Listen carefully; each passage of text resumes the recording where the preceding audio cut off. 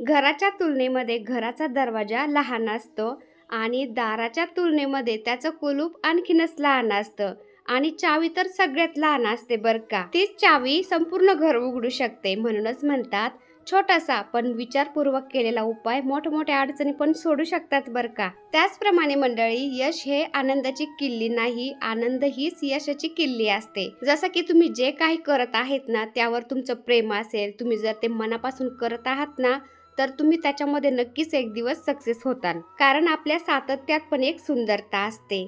शंका मनामध्ये असून पण पुढे चालत राहण्यातही एक सौंदर्य असतं. आपल्या स्वप्नांवर विश्वास ठेवण्यातही एक जादू असते, माझ्या अनुभवावरून सांगते. आणि प्रयत्न, संयम आणि श्रद्धा तुम्हाला यशाच्या दिशेने नक्कीच मार्गदर्शन करत असते.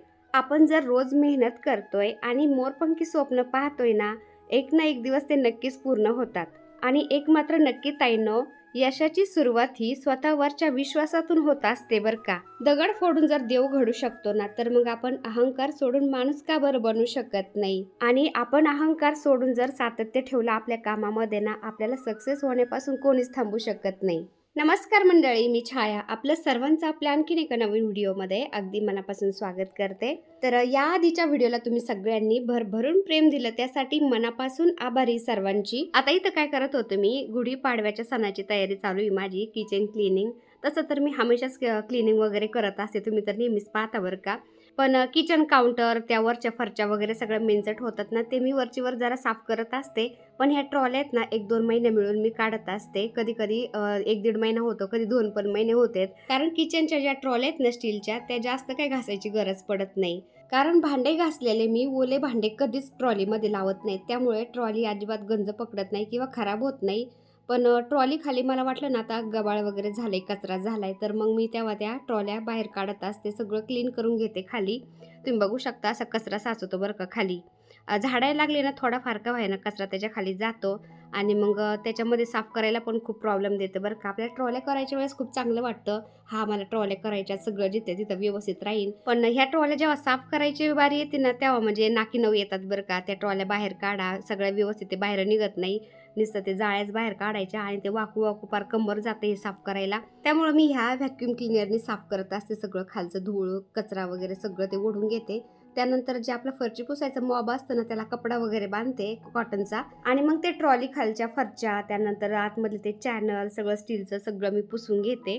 नाहीतर मग ते आतमध्ये घुसलं ना बाहेर सुद्धा निघता येत नाही बरं का, एवढा प्रॉब्लेम देतं. पण हे असं जर साफ केलं ना बरं पडतं. आता तुम्हाला कोणाला जर नवीन ट्रॉल्या बनवायच्या असतील ना, तर अशा पद्धतीच्या ट्रॉल्या अजिबात नका बनवू, खूप प्रॉब्लेम देतात नंतर. आजकाल आहे ना जरा वेगळ्या पद्धतीच्या ट्रॉल्या पण आल्यात बरं का, त्याला खाली चाकं बिकं असतात, ते बाहेर पण काढता येतात पूर्ण, आणि आतमध्ये घुसून आपल्याला ते सगळं स्वच्छ करता येतं आणि पुन्हा त्या ट्रॉल्या घासून घुसून व्यवस्थित आतमध्ये लावता पण येतात. तर त्या पद्धतीच्या तुम्ही ट्रॉल्या नक्की बनवून घ्या, अशा नका बनवू कधी. तुम्ही बघू शकता आतमध्ये घुसता पण येत नाही आणि घुसलं तर बाहेर निघता पण यायचं नाही, असं होतंय. आता किचनच्या सगळ्या ट्रॉल्या मी सगळ्या संगच नाही काढत बरं का आवरायला, कारण सगळ्या संगत जर आवरायला काढलं ना किचनमध्ये एवढा राडा होतो ना, काही सुचत नाही कुठलं कुठं काय ठेवावा.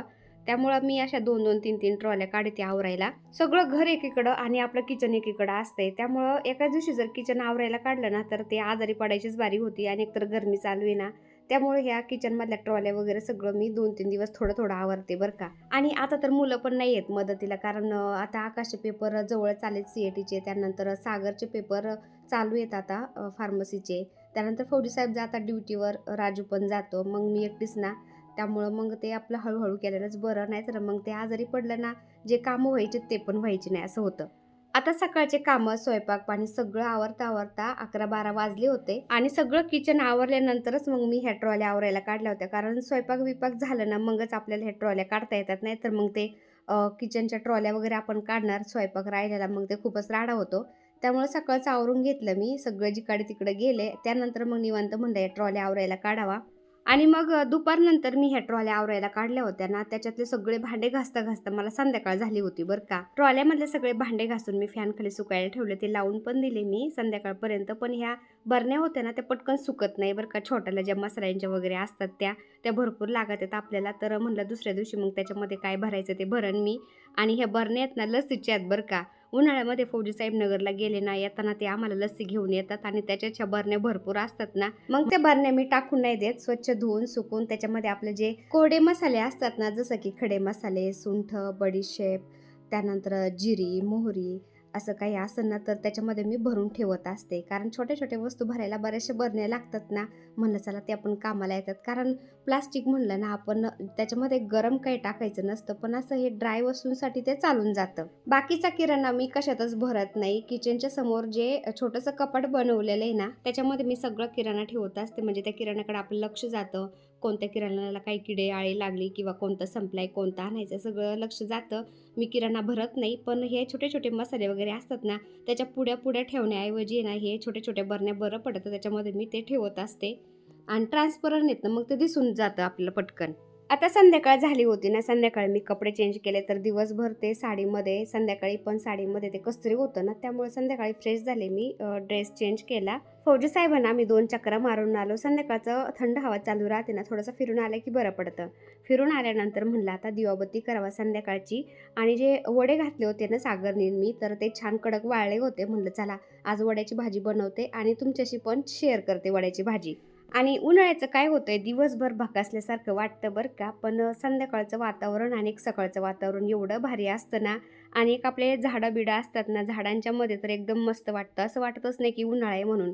फक्त थोडंसं दुपारी वाटतं की आता जास्त कडक ऊन पडलंय आणि उन्हाळा चालू आहे बाबा.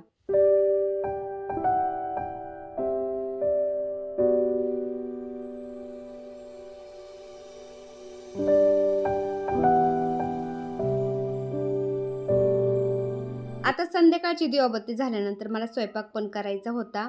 आणि आता जास्त गरमी वाढली ना, तर किचनमध्ये स्वयंपाक करून आपल्याला किचनच्या पटकन बाहेर पडायचं असतं ना, तर शूट घेत बसलं ना खूप वेळ लागतो बरं का, मग ते स्वयंपाक वगैरे करायला. त्यामुळे म्हटलं चला आता काहीच नाही शूट घेत मी. स्वयंपाक झाला त्यानंतर मग आराम केला आणि डायरेक्ट दुसऱ्या दिवशी सकाळचं हे थोडंसं शूट घेतलं होतं मी. आता ज्या बरण्या होत्या ना छोट्याल्या, त्या मी घासून टपामध्ये सुकायला ठेवल्या होत्या. दुसऱ्या दिवशी सकाळपर्यंत छान ते सुकल्या होत्या. आता त्याच्यामध्ये जिरी, मोहरी, खडे मसाले काय काय भरायचे ना, ते म्हणलं आता भरून ठेवते. हे खडे मसाले छोटे छोटे वस्तू भरण्यासाठी म्हणलं एक काचेचा सेट मागवते छान. पण ह्या बरण्या जास्तच मेंचट झाल्या होत्या ना, त्यामुळे म्हणलं चला आता घासून त्या व्यवस्थित करते. सध्या तरी त्याच्यामध्ये भरून देते. आणि काचेचा सेट आला ना बरण्यांचा, त्यानंतर हे खडे मसाले वगैरे सगळं त्याच्यामध्ये भरण मी. आणि ह्या प्लास्टिकच्या बरण्या मग काढून टाकन. आणि तसं पण घरामधले आता सगळे ॲल्युमिनियमचे भांडे वगैरे ते पण वापरलेलं चांगलं नसतं ना, ते पण मी कमी केलेत. कमी म्हणजे एकच ॲल्युमिनियमचं पातेलं राहिलंय माझ्याकडं. आणि एक ॲल्युमिनियमचा तवा होता ना, तो वापरायचे मी. तर त्याच्या जागेवर पण मी आता फ्युचराचा तवा आणलाय ना, तर चपात्याला त्याला तोच वापरते मी. ॲल्युमिनियमचा तवा पण वापरणं बंद केलंय. राहिलेत आता फक्त एवढ्या प्लास्टिकच्या बरण्या, तर एवढ्या पण मला बदलायच्यात आता. तर मसाल्याचे डबे पण घासले होते ना मी, त्याच्यामध्ये पण मसाले भरले मी. आणि आता एवढ्याच सेक्शनमध्ये प्लास्टिकच्या बरण्या आहेत बरं का, बाकी कुठंच नाही येतं. एवढं मी चेंज करेन लवकरच. आता हे आकाश कसा इथं निवांत थोडंसं जेवत बसला होता, दुपारी जेवलाच नव्हता तो. आता ही वड्याची रेसिपी मी तुमच्याशी शेअर करते बरं का. तर हे आपले मिक्स डाळींचे वडे छान कडक वाळले बरं का, 2 दिवस ठेवावं लागले उन्हामध्ये. कारण उन्हामध्ये कडक वाळले ना, मग त्याला आळी वगैरे लागत नाही. आता थोड्याशा तेलामध्ये हे वडे मी जरा भाजून घेते, तर थोडेसे मुलांना खायला पण लागतात नाही का, नुसते कुरुम कुरुम मस्त लागत आहेत खायला. आणि थोड्या याची भाजी बनवते.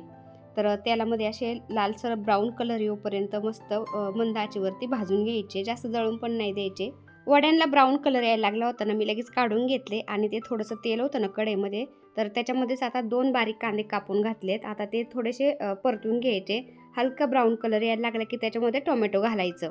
हलका ब्राऊन कलर यायला लागला होता कांद्याला, त्याच्यामध्ये मी आता टोमॅटो घातलं. आणि टोमॅटो घातलं की थोडंसं मीठ घालायचं. मिठाने काय होतं, टोमॅटो पटकन सॉफ्ट झाले जातं. आता कांदा टोमॅटो परतलं आणि चांगलं त्याच्यामध्ये मसाले घालायचे.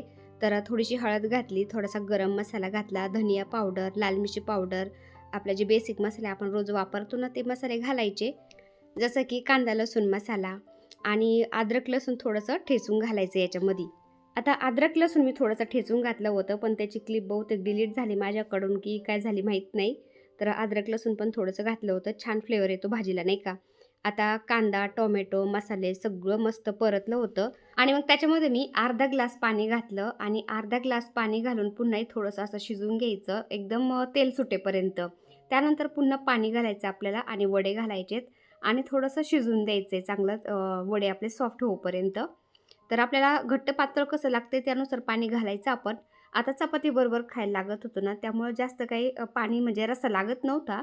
त्यामुळे थोडंसंच पाणी घातलं होतं मी. 15-20 मिनिटं मंद आचेवरती हे वडे शिजवले ना मी भाजी, तर एकदम छान भाजी झाली होती बरं का. तर अशी वड्याची भाजी तुम्ही सुद्धा नक्की ट्राय करा. खूप छान लागते मिक्स डाळींच्या वड्यांची भाजी. तर चला भेटूया दुसऱ्या व्हिडिओमध्ये. तोपर्यंत बाय.